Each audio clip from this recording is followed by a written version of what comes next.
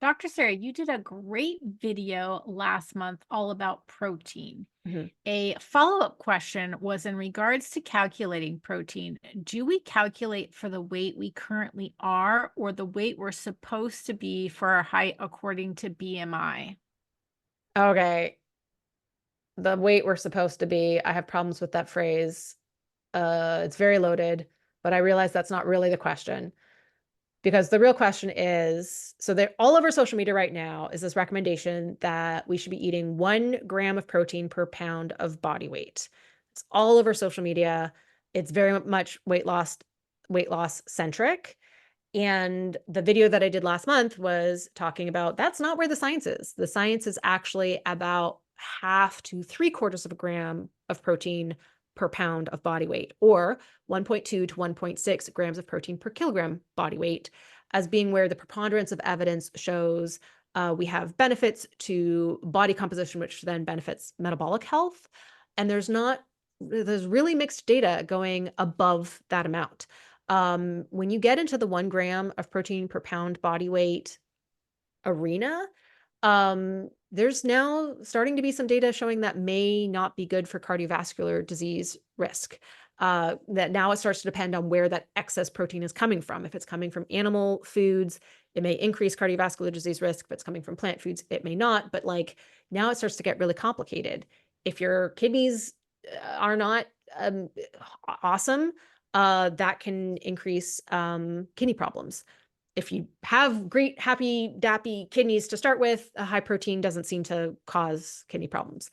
But like this recommendation is kind of all over social media right now, despite that not at all being what the science says. And one of the main sort of pushbacks is, oh, no, no, no, no. I meant per pound lean mass or goal weight. And that's that's not what the science, that's not how science tests this. So all of the studies that have been done looking at comparing different protein intakes always calculate it per current body weight. So pounds or kilograms currently. And that is how protein intake is calculated. And that's where that half to 3/4 of a gram of protein per pound body weight comes from. It's, I think the the like, "Oh, no, I just meant per goal weight," comes from the fact that when you go up as high as 1 gram of protein per pound body weight as a recommendation, for weight loss, at the same time as you're recommending a probably too big energy deficit, that is probably not going to be good for that person as well, it's very likely for a lot of people you're going to take above 35% of calories from protein, which is outside of the accepted macronutrient distribution range. So it's kind of this like caveat that some like wellness influencers add to 1 pound of protein or 1 gram of protein per pound body weight to kind of build in a safety buffer so that you're not going above 35% of calories uh, from protein. And for some people, that'll kind of put you into that half a gram to 3/4 of a gram per pound body weight, right? Like, but I'm not sure that. So first of all, the thing that I don't like about saying per lean mass or per goal weight is we are very focused on weight loss in that calculation. Whereas if we just talk about, health supporting protein intake as half a gram to 3/4 of a gram per pound body weight, we are not telling people they have to lose weight, which is toxic and terrible, and we should really stop doing that.